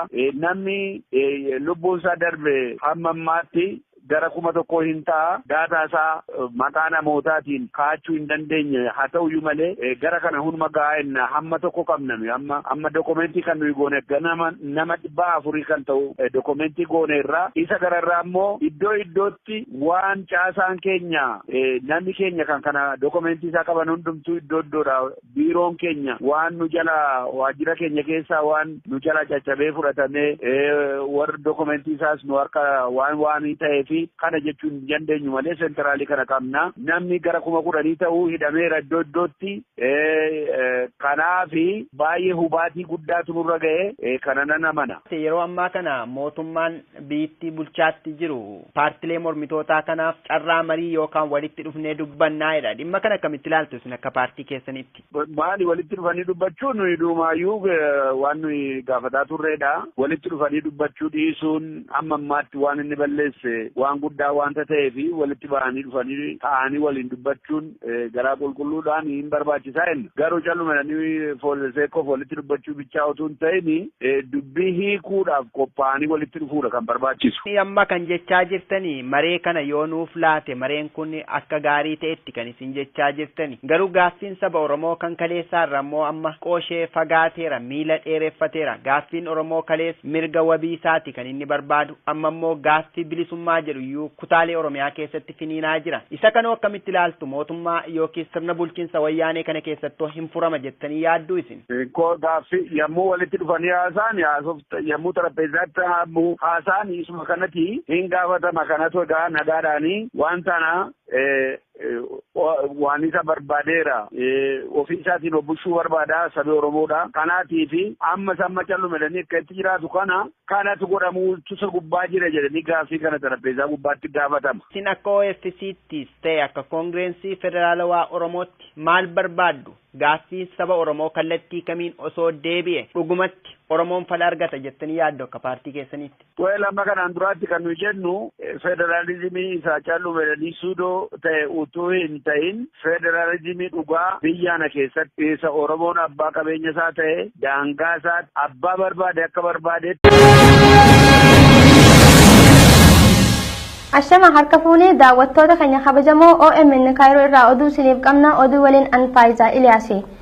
Labsii yeroo hatattamaa Itoophiyaan labsite hordofuun hawaasni addunyaa yaaddoo biyyattii irraa qaban addeessaniiti jiran. Miseensonni mana maree Awurooppaa labsii san hordofuun dhimmi qabiyyee mirga dhala namaa biyyattii kan akkaan nama yaaddeessa ta'us ibsan. Yuunaayitid Isteet ammoo labsiin sun komee uummataa hiikuu caalaa mootummaan iyyuu ni hammeessaa jetti. Dabalata gabaasa kanaatiif Abdi Fiixee. Miseensoti mana marii paarlaamaa Awurooppaa roobii har'aa yoo walgaan ijoon isaan irratti mari'atan haala yeroo ammaa Itoophiyaan keessa jirtu irratti ture. Yaadota hedduutu ka'ee yaadota hedduu irrattis mari'atan. Biyyattii keessatti yeroodhaa gara yerootti qabiyyeen dhala namaa hammaachaa deemuun ajjeechaan uummata Oromoo irratti dabalaa buluu fi kana hordofuun ammoo labsii yeroo hatattamaa jechuun kan mootummaan sun onkololeessa 9 bara 2016 labsee mata duree ijoo marii sanaa isa olaanaa ture. Qaamoti mana marii Awurooppaa walitti dhufuun dhimmoota kanarratti guyyaa har'aa mari'atan mana marii biyyattiitti koree dhimma mirga namoomaa fi akkasumas koree misoomaa turani. Miseensoti mana marii Awurooppaa kun marii isaanii guyyaa har'aa kanarrattis yaaddoo isaanii kana ekspertootaaf akkasumas aangaa'ota mootummaa biyyattii adda addaa waliin bal'inaan kaasanii irratti mari'achuu isaanii erga ibsaniin booda gamtaan Awurooppaa dhimma dhiittaa mirga namoomaa mootummaan Itoophiyaa uummata isaarraan ga'aatti jiru kana ilaalchisee kaayyoo dhaabbateef irraa gara boodaatti sigagaateeraa jechuunis komatani. United States gama isheetiin haalli amma Itoophiyaa keessatti mul'achaatti jiru kun kan akkaan baay'ee ishee yaaddesse ta'uu dubbi himaan ministirii dhimma alaa biyyattii John Kirby ibsan. Keessumaa tarkaanfilee yeroo hatattamaa kan akka ajaja mana murtii malee hidhuu, walabummaa haasaa daangessuu, walga'ii uummataa dhorkuu fi sochii sa'aatiitiin ugguruu isa jedhu mootummaan sun akkamitti akka hojiirra oolchuuf yaadu akka ifa taasisu gaafannaa jedhan John Kirby. Kaayyoon labsii sanaa tarkaanfileen tarreessaman kunneen sirna eegsisuuf yaadamanii kan fudhataman yoo ta'an illee sagalee walabaa ukkaamsanii mirgawwan lammiiwwan Itoophiyaa ugguruun tooftaa ofiin of injifachiisuu labsii komeewwan mootummicha irratti dhiyaatan furuu caalaa matumaayyuu kan hammeessu ta'a jedhani dubbi himaan ministirii dhimma alaa United States kun. Ministiriin dhimmoota kominikeeshinii mootummaa obbo Geetaachoo Raddaa gama isaaniitiin ibsa gaazexeessotaatiif laatan irratti barbaachisummaa labsii sanaa yoo ibsan hiriira mormii biyyattii keessa waliin kan wal qabatu otoo hin taane yaaddoo kallattii adda addaatiin biyya keenya irratti aggaamamee jirurra aanuuf jenneetu jedhu. Kunis mootummaa otoo hin taane biyyattii guutummaatti balleessuu kan barbaadan humnoota biyyoota alaatu jiru jedhan. Labsiin kun guutummaa biyyattii akka hammatu kan taasifameefis diinoti biyya keenyaa kun gocha isaanii kana eessa ga'anii akka dhaaban waan hin beekneef jenneetu jedhu. Chaansilarittiin biyya Jarman Angeela Merkel gama isaaniitiin daawwannaa isaanii irratti dhimmoota hedduu irratti aangaa'ota mootummaa biyyattii akeekkachiisanii jiru. Hunda caalaa nageenya biyyattiif dursa laattu yoo ta'e kan jalqaba irratti hojjetamuu qabu mariin hunda of keessaa qabuuf yaada wal jijjiirraan akka jiraatu sagaleewwan adda addaas akka dhageettii argatan gochuutu isin irra jiraataa jedhan Angeela Merkel. Muummichi ministeeraa biyyattii Hayilamaariyaam Dassaaleeny loltooti isaanii uummata nagaa irratti tarkaanfii humnaa fudhachuu isaanii hawaakkataniyyuu malee chaansilarittiin garuu uummata nagaa irratti dhukaasanii ajjeesuu erga balaaleffatanii booda biyyi isaanii haala itti mormii bittinneessan irratti poolisoota biyyattiif leenjii kennuuf qophii ta'uu isaaniillee dubbatanii jiru Angeelaan. Chaansilarittiin biyya Jarman otoo Finfinneen seeniniin dura dhimma sagalee filannoo ilaalchisee kan pirezidantiin Itoophiyaa Dr. Mulaatuu Tashoome mana marii biyyattiif dhiyeessanii turan muummichi ministeeraa Hayilamaariyaam Dassaaleenyis irra deebi'uun chaansilarittiif kanuma kaasanii turani.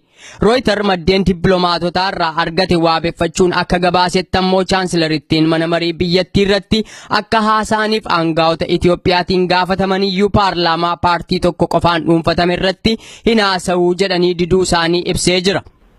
Godina Arsii Bahaa Aanaa Saddiiqaa keessatti manguddoon Oromoo waggaa 81 agaazii waliin walolanii akka wareegamanii fi namoonni hedduun akka madaa'an himame. Waraanni agaazii lakkoofsi isaa akka malee baay'ee ta'e gara uummata aanaa sanaatti bobbaafamaa akka jiranillee himame. Dabalata gabaasa kanaatiif Daani'el Bariisoo Areerii. Aanaalee fi magaalaaleen godina Arsii Bahaa keessatti argaman kanneen akka Haabee, Addeellee, Baalee Gaskarii fi magaalaan Saddiiqaa hanga kaleessaatti guutumaa guututti bilisoomtee alaabaa dhaabachuu ofii of bulchaa akka turte namni Oromiyaa miidiyaa neetworkiif yaada kenne tokko himeera. Dargaggoonni Oromoo namoonni 20 olii harka agaazii akka bu'anii fi ergasii ammoo loltoonni agaazii gara aanaa fi magaalaa Saddiiqaatti bobbaafamanii akka jiran namni yaada nuuf kenne kun akkana nutti himeera. Ruga sanbata darbeetirraa eegalee sanbata darbee magaalonni Arsii Diidaa keessa jiran magaalaan akka Habee, Addeellee, Balee Gaskaar fi magaalaan Saddiiqaa guutummaan guututti magaalaan Saddiiqatii fi gandoonni baadiyyaa torba isii jala jiran bilisa obbaasanii haga guyyaa kaleessatti alaabaa adda bilisummaa dhaabatanii bilisummaadhaan bulaa turanii kaleessa ijoolleen magaalaa Saddiiqaa sun haga nama 20 hin gaanii ijoollee sun achitti qabamanii ijoolleen hidhamanii agaaziin ijoolleen sun qabamnaaniin waraana akka jiru gara magaalaa Saddiiqaa bobbaasiniin kaleessa uummata akka malee reebaa turanii. Namni odeeffannoo nuuf kenne kun itti dabaluun akka jedhetti kaleessa maanguddichi waggaa 81 kun osoo agaazii wajjin wal lolanu akka wareegamee fi ijoollee hedduullee akka madaa'an himeera. Neetworkii akka jirutti cufaa waan ta'eef haala aanaalee fi magaalonni godina sanii keessa jiran dhiyeennatti hordofuun akka nama rakkisullee namni odeeffannoo dhiyoo naannoo sanii qabu kun dubbateera. Halkan nama tokko du'ee nama 3 jedhama garuu qabatamaan qaba maqaan isaa naa himame nama tokko Musliiman Sheekaa jedhama manguddoo umurii 80ti. 2 ijoolleen hiriyamatiyyaa tokko Umar Junuu jedhama tokko Birquu Gannuu jedhama 2 rasaasaan dhahamanii sanii ol jedhama garuu qabatamaa wanti amma harka nu ga'e isa kana warri Baalee immoo gaasaraan achi wayita karaa waabeetiin as ce'uuf deeman dildila waabee gubbatti agaaziin dura dheetteetiniin akka isaan as hin dhufne kanatti cufanii yeroo ammaa kana lola guddatu adeemaa jira jedhan garuu neetworkii waan hin jirreef argachuu hin dandeenye nu seenuu hin dandeenye bakka. Mee maanguddoon waggaa 80 kun rasaasaan ajjeefaman moo maal akkamitti ajjeefaman? Manguddoon rasaasaan ajjeefaman akka manguddoomaan kun akka waan dhukaas olii bananii isaan nama qabsaadha. Manguddoon kun duraanumarraayyuu zariin isaanillee akkas abbaan isaanillee qabsaa ture. Abbaan isaanii nama xaaliyaaniin lolaa ture manguddoo kana. Isaanillee akkasuma dhukaasa yeroo olii bananitti achitti dhaqaniitiin ajjeesanii bifa kanaan jira. Haalli naannoo san jiru yaaddessaadhaan neetworkiin hin jiru hordofuu hin dandeenye. Kanaaf wanti ati uummatatti nu qaamtu warri irrana warri gara Asallaa Itayyaan dheeraa hurutaa diksiisiin naannoo siree kullaa jiran kuni haga agaaziin kun isaan keessa deemetiin dakasan dhaqeetiin uummata keenya nurraa fixu kana maaliif nutti ilaalanii uummanni keenya kadakaa warri irranaa kun nu dirmadhaa warri dheeraa Itayyaa hurutaa diksiis kullaa arbaa kun nu dirmadhaa maa nutti ilaaltanii haga agaaziin isin keessa deemetiin nu fixuu karallee taatutti nurraan cuuftanii jedhaniitiin dhaammachuu jiranii waan kan uummatti nu dhaame. Uummanni hololtoota agaazii yookiin poolisoota mootummaa kanarraan miidhaa geessisan wanni himame wanni dhaga'ame hin jiru. Daani'el kan amma si hime kun informeeshina qabatamaa qofaa gama agaaziirra miila wanti jedhu kun shakkii malee qabatamaan akkana wanni jedhamu kun wanti amma si hime kun dubbii qabatamaati. Inni jira waa gammaadhaan waan nuun baaneef si himuu hin dandeenyu naan jedhan. Mee gara biraatti naannuma kana gara aanaalee Arsii Bahaa kana liyyuu poolisii kan jedhamuu fi poolisii naannoo Sumaalee irrallee fidanii agaazii waliin makanii uummatarra bobbaasaa jiran jedhan waan san waan dhageette tarii odeeffannoo akkasii nama biyyarraa quunnamte kanaan. Liyyuu poolisiin dhageenye amma akka biyyarraa naa gabaasanitti waraana agaazii federaala hora bittinneessatii fi poolisii Oromiyaati. Wanti dhalate hin beekamu waraanni kuni waraana kana baay'ee takkaayyuu agarree uummata buulaa uummata hidhaa mana keessa seeneetiin maatii akkas tumaa jira ijoollee fidaa jedhaniitiin amma akkasitti gabaasni kun naa dhufee Adaamarraa wayita gara Arsii deeman makiinaa kana bakka yoo xiqqaate bakka 40 nama fattashan jedhan gara bakka 40tti. Kanaaf haalli naannoo san jiru ulfaataadha. Uummanni tokkummaan ka'ee akka dirmatee waan kana ofirraa deebisu dhaamsatti nu dhaama. Uummanni naannoo sanillee achi warri Baalee, warri Gaasaraa, warri Dambal, warri Ambeentu kun akka nuuf birmatu uummata sanii akka dhaamtan. Uummanni kun immoo osoo hidhannoo iyyuu qabaatee hidhannoo amma isaan guyyaa 5 bilisummaan jiraatan san keessatti kan ta'u 60 hidhatarraa hiikkatanii kaleessaaf dheengadda agaaziin roobetti konkolaataa 4 bu'ee ture konkolaataa innatilee guddaa kanaan buusanii turanii osoo roobeen gubbaa agaazii sun qubachuu baatee magaalonni kunniin haga ammaatti bilisummaan turanii garuu mootu roobe gubbaa ta'anii magaalota akka Saddiiqaa, magaalota akka Habee, magaalota akka Jeenaa kana dhayanii rukutanii achi gubbaa dhayanii ni roobetti deebi'an. Caasan isaanii guutuu Saddiiqa keessa barbadaa'ee jira. Roobe irraa dhufanii uummata dhayanii uummata waan barbaadan qabanii achitti deebi'anii kanaaf warri naannoo roobeen tun roobeen tabaaleete moo roobeen ta gubbaa tadiidaa? Tadiidaati roobee diidaa. Godina Shawaa Kibba Lixaa Aanaa Sooddoo Daachii keessatti humnoonni waraana mootummaa wayyaanee namoota 6 hiriira nagaa irratti ajjeesuun isaanii jiraataan aanaa kanaa OMN itti himan. Dabalata gabaasa kanaatiif itichaa guddataa. mormii jiraattonni godina Shawaa Kibba Lixaa aanaa Sooddoo Daaccii taasisaniin humnoonni waraana mootummaa wayyaanee lammiilee nagaa namoota 6 ajjeesuu isaanii jiraataan aanaa kana dubbatanii namoota ajjeefaman kanneen keessaa abbaa gadaa duraanii kan ta'an obbo Baqqalaa Wadaajoo manguddoo umurii waggaa 78 fi ijoolleen waggaa 14 roobaa bashaadaa keessatti argamuu isaanis namni kun OMN'tti himaniiru. Abbootii gadaa duraanii obbo Baqqalaa Wadaajoo bokkuu ganna 78dha. Ixaattee immoo dargaggoo ganna 27 Okafarii Biisaa Tobbooqaa jedhama. Ixaattee immoo Biqilaa Gunjoo Birmajii jedhama. Ganna 27 wattaatidha. Ixaattee immoo ganna 35 hanga ganna 40 keessa hin jiru. Agayyuu Iyyaadoo jedhama. Ammas ixaattee immoo Tuumii Abbaa Bulee jedhama. Innis ganna 35 hanga ganna 38 keessa jira. Ixaattee immoo mucaa waggaa 14 roobaa bashaadaa abboota kombolchaa jedhama. Ammaaf qabatamaan qabatanii hundaayyuu warra ajjeefamanidha. Warri ajjeefame kana warri madaa'anis hin jiru isaan qabatamaadhaan boru isin fixee kanan isinitti himaani wanna jiru wajjin. Namni kun akkaataa ajjeechaa mudatee yommuu dubbatan karaa nagaan hiriira baane malee namni yakka dalagee hin turre. Gaaffiin keenyas ta'e hiriirri keenya gaaffii bilisummaadha jechuun erga dubbatanii booda akkaataa obbo Baqqalaan hiriira kanarratti wareegamanis namni kun akkas jechuun dubbatu. Manguddoon kun gizee dura ka'u ijoolleen keenya maaliif ni jalaa dhumu? Ijoollee anatu isin dura deema anallee ajjeesanii jedhanii dura deemaa turanii ijoollee of duuba dhoowwanii waan badaa naasanii badaan dubbatinaa jedhanii of duuba dhoowwanii ofiif dura deemaa turanii isaan booda ijoollee isaan biratti fixu agarraan bakka nadheessa gizee jedhanitti manguddoon baay'inaan danda'anii waan hin qalle bakka isaan rukutuu jammaranii isaan sanatti lubbuun isaanii darbee. Sirna awwaalcha wareegamtoota kanneenii irratti hirmaachuuf carraan nuyi arganne hin turre. Naannoon keenya humnoota waraana wayyaaneen weeraramtee dirree waraanaa fakkaattee jirti jechuun namni kun dubbataniiru. Obboleeyyan keenya haadholeen keenya dubartii dhiira ijoolleedha daa'ima guddaa odoo hin jenne ala bahees alatti argaman amma dhimmaanyi isaanii kaleessa sirna awwaalchata irratti argamanii dhimmaashii immoo ba'anii turuufa jiru isaanuyyuu amma dhiyeessineef gara biraatti deemnee jirra bakka namni manatti galee hin jiru aluma jira namni waan goonis wallaallee nu qaqqabaas jennaan namni nu qaqqabu hin dhabameeni.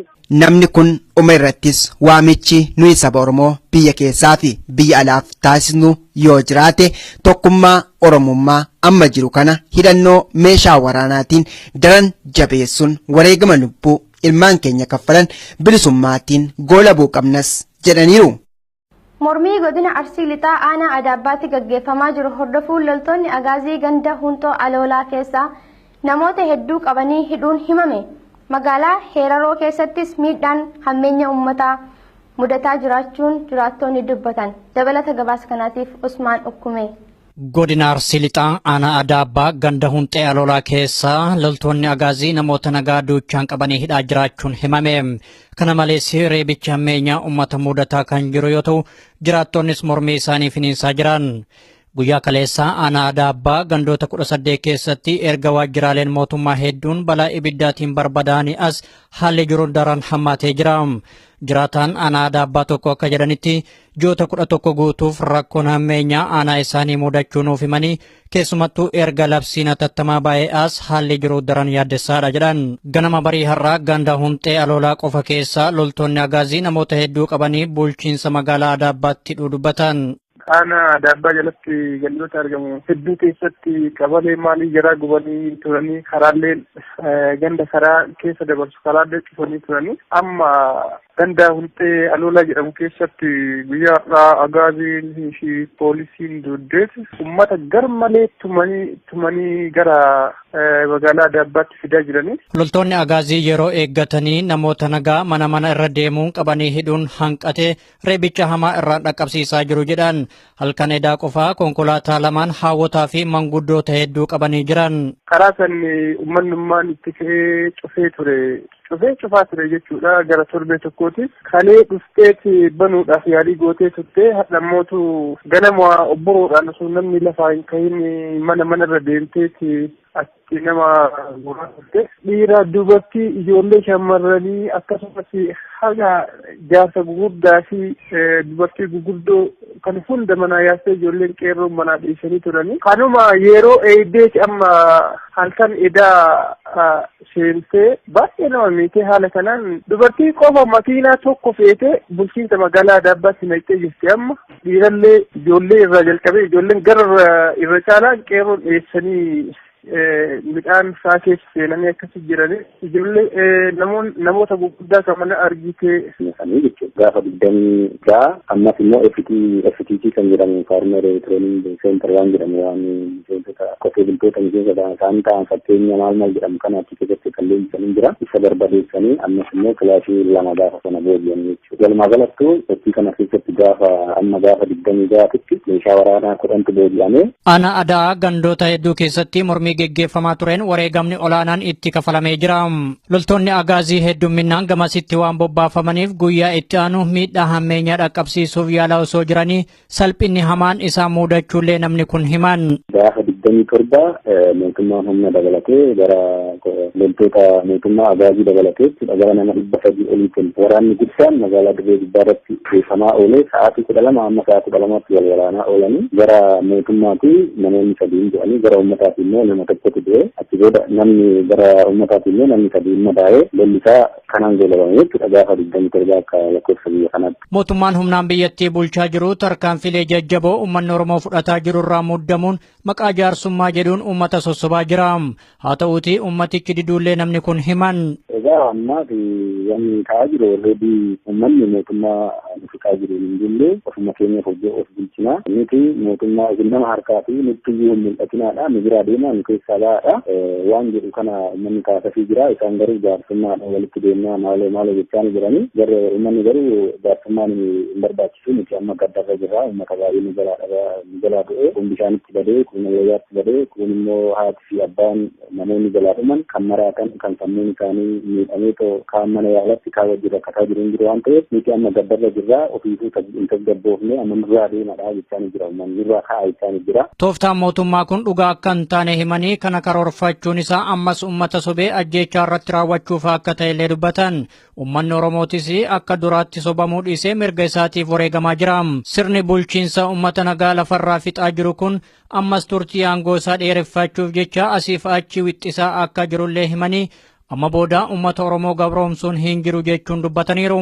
Tooftaa dulloomaa fi shira mootummaan xaxaa jiru kana uummanni Oromoo itti beekee jira kan jedhan namni kun sirna ummatoota biyyattii cunqursaa jiru hundeedhaan qaarisuuf ammas mormiileen cululuqaan geggeeffamuu qaba jedhan.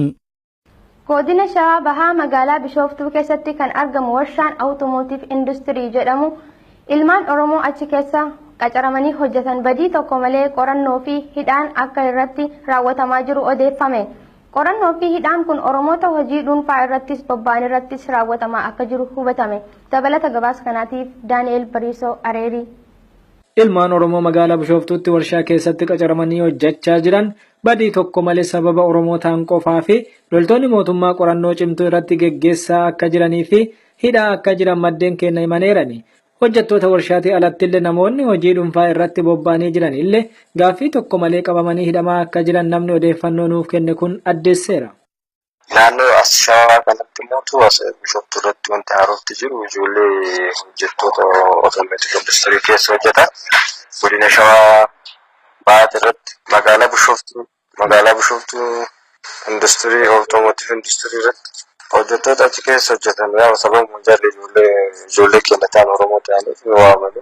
Qorannoodhaan ijoolleen hidhamanii jiran ijoolleen immoo sa'aatii ganama sa'a 3 irraa halkan sa'a 4tti gaffuranii jiranii kammoo gara mana hidhaatti geessanis ni jiran. Sababa tokko malee sababuma jarri Oromoo ta'aniif shakkiidhaan koomaandii poostii kanaan wal qabatee jechuudha. Odeeffannoon kun yoom godhan kana hidhaa kana qorannaa kana yoom taasisan? Kaleentu jira ijoolleen kan keenya qaachuu hojjetan jiranii jaratu naaf gara gaafadha jechuudha. Amma koomaandii poostii yookiin waraanni kun Shawaa Bahaallee ta'e Arsiillee ta'e miidhaa isaan naqqabsiisaa jiran lolaa jiranmoo sakatta'iinsa addaatiin addatti ajjeesaa jiranmoo uummata maal ta'aa jira? Sakattaas ni jiranii, ajjeesas ni jiranii, yaa bakka gaafii tokko malee hin ajjeesan. Amma kaleessa akka tasaa hawaasuma magaalaa Bishooftuu keessatti mucaa mana mataa rifeensa sirreessu calliseetu inni harka ifaan badee jennaan harka hundarra kaatee jechuun as karaa handhuuraa kanaaf callisee suma dhaabatu eegas qabanii gara maneedhaa taran. Maaliif? Gocha akkasii agarsiiftan. Mucaan immoo itti yaadatii miti akkasitti kadhaabate ifaan badee. Maaliif mataa kee qabatteedha miidhani? Mataa osoo hin ta'in gara handhuuraa kanatti harka walirra kaa'ee dhaabate fuula dura jechuun garaa gubbaa. Maal yaa isaan akka itti yaadanne mucaan ol harka isaa sana gaara keessa ol fudhatee miti si yaadee ta'a yookiin yaadsiisuu danda'a mucaan akka nama tokkotti dhaabate eegasisuma qoratanii mucaan nama keenya ta'uu beeknanumaan fuudhanii gara maneedhaa geessanii mataa sirreessan jechuudha ijoollee keenya. Jiraattonni godina Qeellam Wallaggaa aanaalee gandoota baadiyyaa garaagaraa keessatti jiraatan bilisummaa saba keenyaa dhugoomsuuf hidhannoon meeshaa waraanaa murteessaadha jechuun dubbatan. Jiraattonni kunniin meeshaa waraanaa bitachuudhaaf qabeenya qabanis walitti fidaa jiraachuun isaanii OMN'tti himan. Dabalata gabaasa kanaatiif itichaa guddata. Jiraattonni godina Qeellam Wallaggaa aanaalee garaagaraa keessa jiraatan bilisummaa keenya dhugoomsuuf hidhannoon meeshaa waraanaa murteessaadha jechuun dubbatanii aggaammii bilisummaaf jecha ilmaan keenya itti wareegaman dhugoomsuuf immoo qabeenya qabnu osoo mararsiifatiin walitti fiduudhaan qeerroo hidhachiisu irratti bobbaanee jirra. Warreen meeshaa waraanaa fi qabeenya qabdanis nutumsaa Oromiyaa walaboomte dhaloota egeree dhaalchisiisuuf namni hundumtuu iddoo jirtanitti wayyaaneetti gufuutaa jechuunis kan gaafatan jiraataa godinichaa keessaa nama tokkodha. Godina Qeellam Wallaggaa ta'e Dambeelloo jala namoonni buusaa walii buusanii kan qabu masaaraa ta'e walga'ii akka ta'anii bakka akka uummati buusu ijoolleen fi hidhattoota irraa fudhatanii namoota dhuunfaa ofii isaaniitiin kennanii taasanii buusaa fi akka jiran namoonni naaf yaaniin ijoolleen immoo akka jiranitti daldala galanii jiru. Buusii kan isaanitti walitti qaban ijoolleen akka jiranitti beektee mootummaa kanaan hin bulbulu jedhanii walga'ii eega isaaniitiin hin booddee namoonni bakkoo jijjiiru fudhatanii deeman. Isa kanaaf namoonni akka jiranitti bakka jallachiisanii deemanii bakkee jiraniiru isaanis immoo warreen akka bakka wanti kan isaan jiranii magaalaa irra malee gaxarii sana deemuu hin dandeenye sodaatu baay'ee sodaa guddaa jira namoonni immoo haa information naaf namatti ijoollee kana kana beeksisuu deeme namoota tokkotu jira kan duraanii abaawwatu turanii isaantu hundeessee haadha isaa fuudhee deeme bakka ammeessimmoo buusanii akka jirutti garuu namoonni akka duraan deemnee masaaraa fudhatanii hidhataarraa namoota dhuunfaarraas fudhatanii deemanii isaasitti immoo uummatni warri hafan immoo walga'ii ta'anii kana booddee mootummaa kanaan hin bullu jedhanii haala kanaan kan irra jiran baay'ee wanti jedhamee jiraaf hin jechuu barbaade. Nama dubbisne kana mootummaa wayyaanee karaa nagaan osoo gaaffii saba kanaa deebise akkamitti ilaaltu wayita jennus gaaffiin keenya jalqaba gaaffii abbaa qabeenyummaa mirkaneeffachuu ture amma sana bira darbee gara gaaffii bilisummaatti ce'ee jira. Mootummaan ofii bilisummaa hin qabne immoo bilisa nu baasa jennee hin yaannu. Kanaaf furmaanni dhugaan wayyaanee hundeedhaan hunkuteessuudha jedhu. Jaartolee gurguddoo kanneen buutee amma achitti simta magaalaa keessa walitti qabaa jirtii booda waan maal akka gootu hin beeknisa. Kun kanaan osoo jiru magaalaa Heeraroo keessatti dhiheenya kana tarkaanfii ajjeechaa loltoonni agaazii uummata nagaa irratti fudhataniin namoonni 23 yoo ajjeefaman 10 ol madaa'uun kan dagatamu miti. Loltoonni kun haala suukaneessaa ta'een namoota kana hunda erga ajjeesanii booda ammas miidhaa dhaqqabsiisaa jiru. Manneen jiraattotaa irra deemuun qabanii hidhuu fi reebuunis akkuma itti fufetti jira. Kana jala namoonni baay'een magaalaa dhiisanii gara biraatti baqachuudhaaf dirqamuu isaanii namni nutti dubbifne kun himan. Heeraroo namoonni akkuma jiruun kaanii baqataa jiranii jiran. Uummanni keessattuu magaalaa Heeraroo sun kaaniitiin gara bakka adda addaatti deemaa jiran bakka baadiyyaa gara biraatti jechuudha. Yaa sodaadha manarra deeman halkan hunda manarra deemaa waan jiraniif uummanni mana buluu hin dandeenye. Ammallee manaan alatti illee yoo argan labsii maal jedhanii waan akka dhageettanii kana labsanii jiranii alatti illee yoo argan waan kana yoo jala gara alalli gadheessan waan kanaan qabanii mana taa'uu hin dandeenye mana yoo ta'an manatti itti seenti gama waayyoon jirutti baqataa jira jechuudha. Waliigalatti haalli jiraattota aanaa Hadaabbaa fi magaalaa Heeraroo mudataa jiru garmalee ulfaataa ta'uusaa namni kun ibsanii jiru. Yeroo gara yerootti mootummaa humnaan biyyattii bulchaa jiruun miidhaan hammeenyaa uummata nagaa mudataa kan jiru yoo ta'u mormiin uummatichaas itti fufaa jira. Godina Arsii aanaa Leemmuu fi Bilbiloo keessatti boombii darbatameen dargaggoonni 18 akka madaa'anii fi isaan keessaa tokko akka lubbuun baate hubatame. Dabalata gabaasa kanaatiif Abdii Fiixee. Mudannoo irreechaan booda mormiin guutummaa Oromiyaa keessatti dargaggoota Oromootiin geggeeffamaatti jiru gara warraaqsaatti jijjiiramuusaa kan nu himan namni kun akka jedhanitti dargaggooti kunneen yoo boombiin kun irratti darbatamu hidhataa boombii darbate sanarraa hidhannoo hiikkachiisuuf yaalaa turanii jedhan.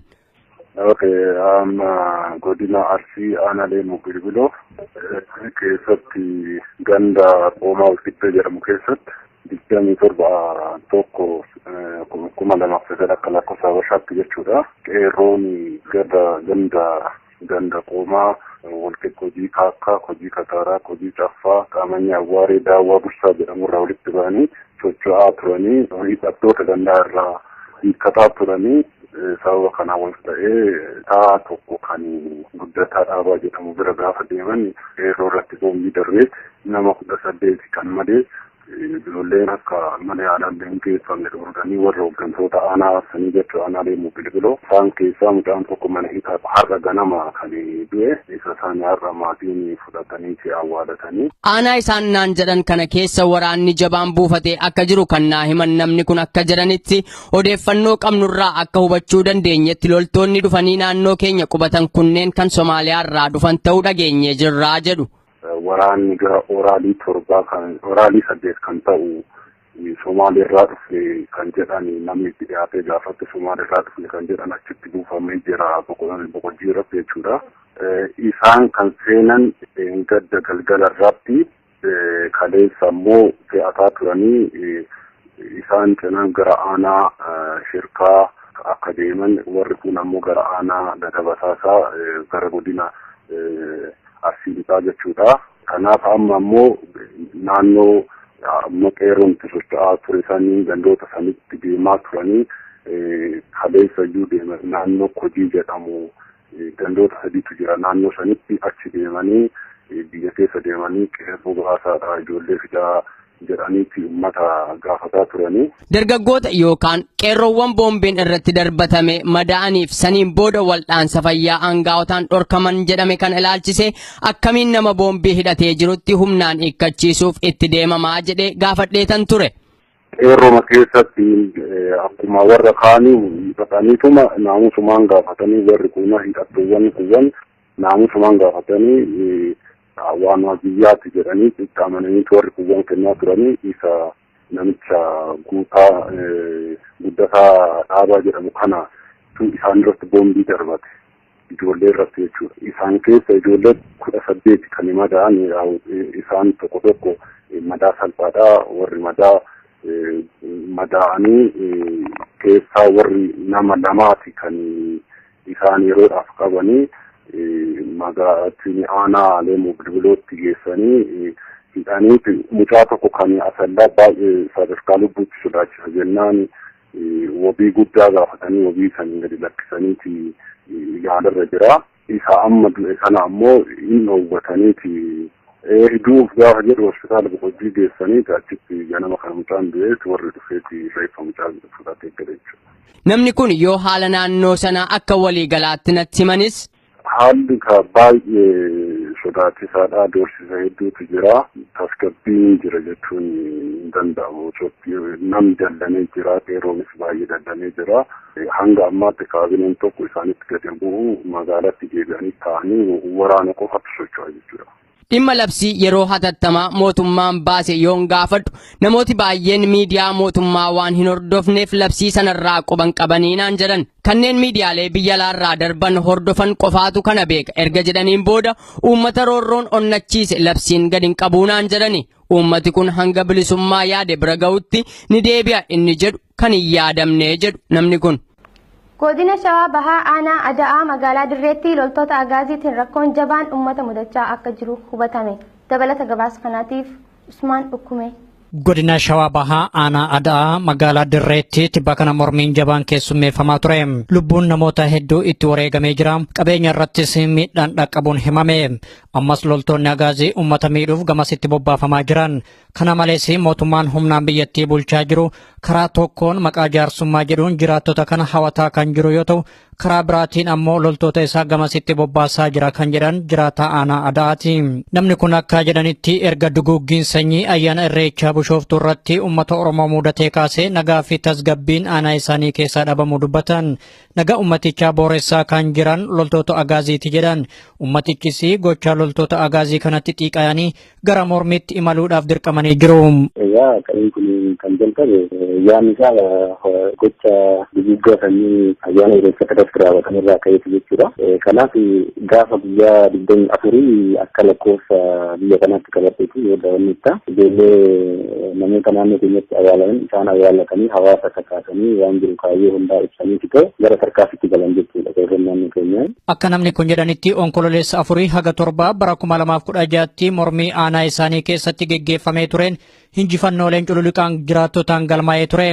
Aktiboota gaafa 24 akka biyya kanaatti waajjira kantiibaa magaalaa Dirree barbadeessuudhaan meeshaa kilaashii jedhamu lama fudhatanii achumaan darbanii maashinoota daandii ijaarsa daandiitiin hojjetamu qabaatarii tokkoo fi ruullee lamaa fi shaawar tiraakii tokko barbadeessan gaafuma kana jechuudha. Bariisaa gaafa 25 immoo bariisaa ganama waajjira maayilaa fi uummataa kan jedhamu jira kan gandoonni sagal waan taa'oo maalii kana keessatti kuufatanii jira isa barbadeessanii achuma keessa immoo meeshaa shamboo dhangaa ganama